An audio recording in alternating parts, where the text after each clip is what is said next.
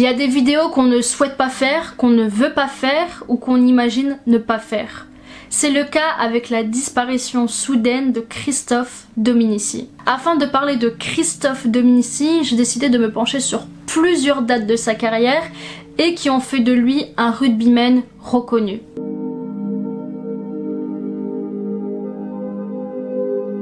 Le jeune Dominici a 17 ans lorsqu'il décide de s'orienter vers le rugby et le club de Solliès-Pont.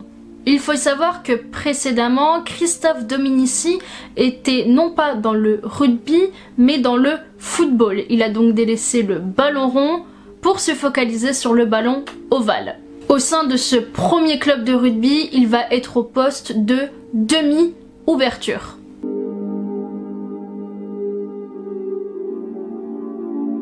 En 1993, Christophe Dominici, qu'on va surnommer Domi quelques années plus tard, va rejoindre le club de Toulon et va changer de poste puisque cette fois-ci il sera ailier. Pendant 4 ans, il va connaître des matchs à la fois chez les juniors et au sein de l'équipe première. Il va connaître les victoires, les défaites, les désillusions, mais aussi les trophées.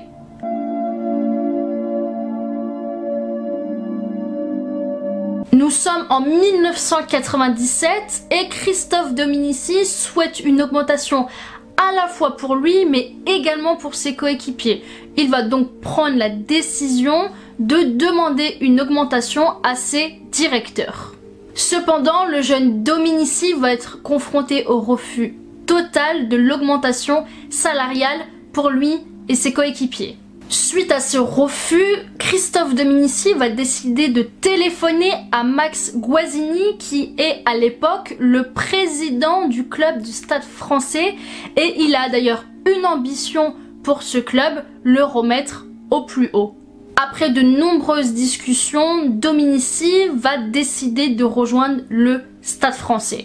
Dans ce club, Dominici va véritablement s'épanouir en tant qu'homme et rugbyman et il va remporter de nombreux trophées. Il va être champion de France à 5 reprises, en 1998, en 2000, en 2003, en 2004 et en 2007.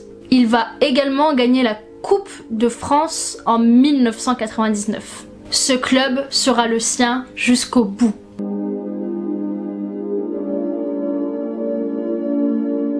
Un an après son arrivée au sein du Stade Français, le jeune Dominici va avoir l'honneur de porter le maillot de l'équipe de France pour la première fois.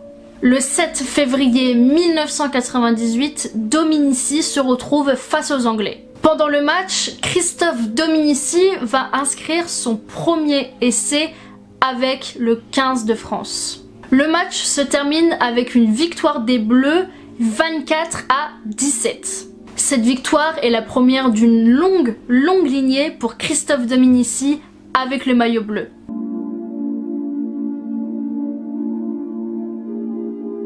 Nous sommes le 31 octobre 1999, demi-finale de la Coupe du Monde de rugby. Les All Blacks affrontent l'équipe de France. Celui qui se fait surnommer Domi est sur le terrain et va réaliser un match énorme selon le quotidien L'équipe.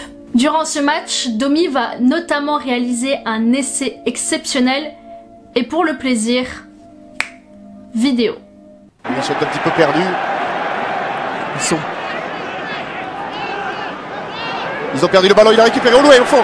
C'est bien fait. C'est bien joué. Christophe Dominici est parti. Christophe Dominici a pris le ballon.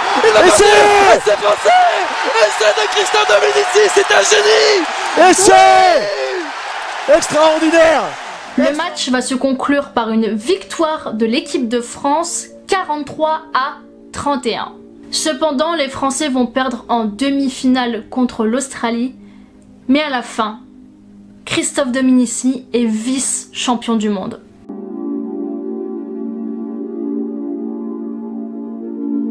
Dix ans après sa première sélection avec le maillot bleu, Dominici annonce sa retraite internationale. Le 6 janvier 2008, il explique vouloir prendre sa retraite afin de laisser la place aux jeunes, afin de mieux préparer la Coupe du Monde 2011 qui arrive. Le 22 juin de cette même année, Christophe Dominici décide de raccrocher les crampons définitivement. Son dernier match va lui laisser un goût très amer puisqu'il va perdre 13-31 avec le Stade Français contre Toulouse.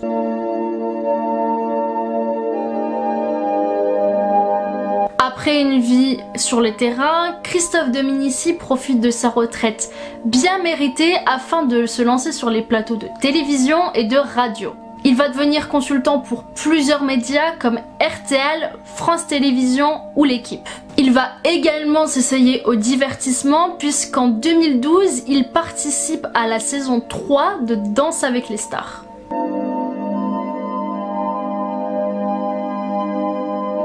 Durant l'été 2020, Christophe Dominici a de grandes ambitions pour le club de l'AS Béziers qu'il souhaite racheter. Refaire un club à la hauteur de son passé. Voilà ce que souhaite Dominici pour l'AS Béziers. Porté par le groupe Socato, un groupe d'investisseurs émiratis, le projet avait tout pour plaire. De plus, Dominici allait devenir le directeur sportif de ce club si l'achat se faisait. Cependant, le projet prend fin en juillet 2020 puisque la DNACG, qui est le gendarme du rugby, refuse le rachat. Ce refus va être un véritable coup dur pour Christophe Dominici. Merci à toutes et tous d'avoir regardé cette vidéo consacrée au regretté Christophe Dominici et je ne pouvais pas finir cette vidéo sans une citation de Christophe Dominici. À la 56e minute du match, en seconde mi-temps donc, j'ai marqué un essai qui est resté gravé dans toutes les mémoires des amateurs de rugby. Un essai qui a changé le cours de ma vie parce qu'il a fait de moi une vedette.